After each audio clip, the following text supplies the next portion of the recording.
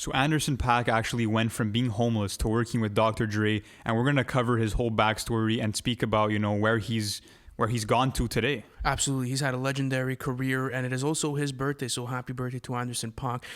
He has a incredible body of work. Some people, like in my opinion, you could probably call him the modern Marvin Gaye, but hey, listen guys, we're doing something really cool here. NFR Podcast is doing content on the weekly, and you know what, man, it's just we're gonna be doing this like at least 4 times a week, where we're covering anniversaries, we're doing different stuff. We really want to serve you guys, so hit that subscribe button, and guys, in the comment section, let us know what your favorite Anderson Paak song is. I appreciate you guys. Welcome to the episode. So Lou, take us a bit through how this story goes and like where we'll be going with this episode. Yeah, so we're gonna kind of talk about his upbringing, and also how he got from being homeless to becoming a 3-time winning Grammy artist, and being one of the most versatile artists in the industry. Yes, sir. So he actually had an abusive father growing up, and he went to jail, so he didn't really know him for most of his life. But Anderson Paak was always musically inclined. At the age of 11, he started being a drummer for his neighborhood church, and did some singing, some choir singing as well. And his mom actually had a hard time paying the bills, and then she opened up this produce market, which was very successful. But then, unfortunately, that business went bankrupt. But she pretty much put all her eggs in one basket and decided to start gambling. And she was really good at it. She ended up being actually paid to go to Vegas and spend weekends there. And she essentially became a millionaire off of gambling. She basically invested all of their savings to do so. And, it reached a point where Anderson Paak at 14 years old was spending weekends in Vegas and, just enjoying that life of luxury where, he was a millionaire essentially. Also in his musician and, his music career, at least early on, a lot of his earliest influences are Stevie Wonder, A Tribe Called Quest, Mariah Carey. The first album he actually ever bought apparently was Snoop Dogg's Doggy Style. So was that meant to be, man? Because he ends up working with Dre after? Well, think about how he sort of maybe forms his content matter now, especially with like that sort of lifestyle on the road with his mom. And then after that, having all of those beautiful sort of inspirations affect your sound and do stuff. So after high school, he didn't have a home and he was crashing on friends is like, couches. And that was because apparently his mom was arrested for tax fraud and that type of stuff. So we kind of, it was tough for him because he had both of his parents in jail, didn't have that financial support, but his friends were there for him. So he was crashing at their houses. So he was homeless after high school. But then he was working as a wedding singer to get back on his feet. And then, he went and he did some drumming at his church once again when he was 21. He got married to his wife that he met at that church. She pushed him to go all out and chase his music dreams. And then he did so. He joined a drumming school where he would pay for very expensive sessions, and then he ran out of money to pay for those sessions, but they actually hired him as a teacher's assistant just because of how talented he was as a drummer. And, he broke up with that wife just because she gave an ultimatum, either her or the music. But then he found his new wife at that same drumming school. And, from there on, he would make a lot of waves, I guess, in his community. And at one point, the music school wasn't paying him enough to support his family, and his wife was pregnant with a kid, and he got a job at a weed farm, in Santa Barbara, where he was paid $150 an hour to watch over a bunch of product. And it's a pretty interesting job for Paak.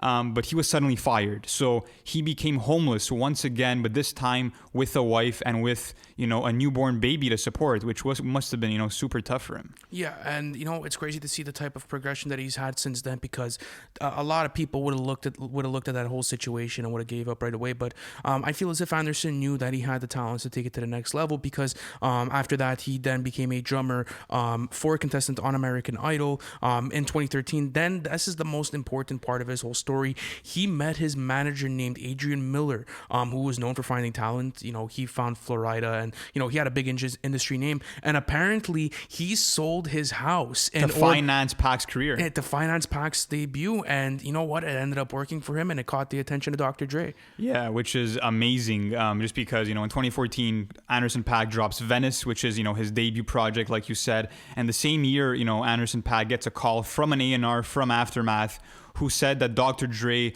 might be interested in getting his vocals and, you know, getting his aesthetic for his Compton album. Imagine getting that call, man. Yeah, and not only that, but all of his vocals were on that soundtrack, and it was crazy the type of cosign that Dr. Dre put on it, because Dr. Dre is known for his cosigns. He's known to build with his cosigns, and he's known to guide his cosigns. And he had to prove himself to Dr. Dre. So the first meeting in the studio, you know, he had to play a song for Dr. Dre essentially. So he played his song Suede, which is still one of his best songs to date.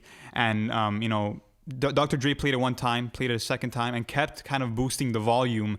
And at the end of, I think, the third or fourth time that he played it in a row, he told Anderson, let's work. Let's fucking do this. And he did it. And they did it, man. And he said that, you know, Anderson Paak had a pain in his voice, and Dr. Dre loved that pain and wanted it for the album.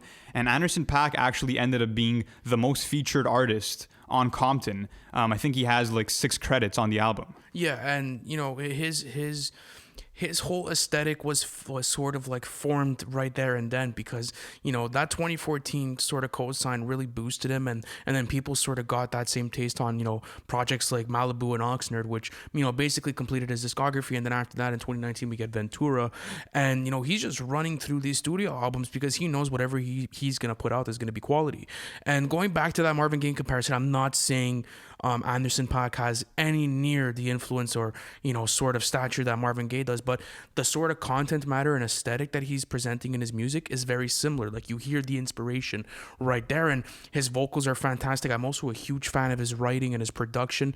He produces most of his own work as well. He produces a lot of it, 100%. So where do you go wrong with Anderson Paak? He's probably even a better producer than he is a singer. So he's a generational talent. Yeah, and what's interesting is that, you know, even before a Compton album came out, Dr. Dre signed him to Aftermath, and Dr. Dre doesn't sign many artists to that label. It's very exclusive. So, you know, he saw his talent, you know, from the get-go, and, you know, to see the work that they've done. And, you know, Dr. Dre even executive produced Oxnard and actually had a feature on the album as well. So to see them, you know, link up was amazing.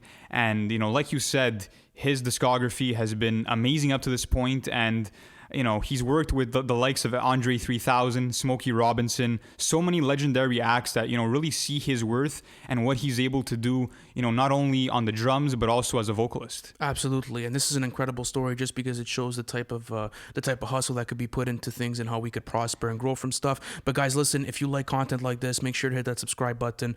You know, we're, as I said before, you know, we're doing content like this on the weekly, even on the daily. I said, you know, 4 times a week type stuff. That's where we're trying to get to right now.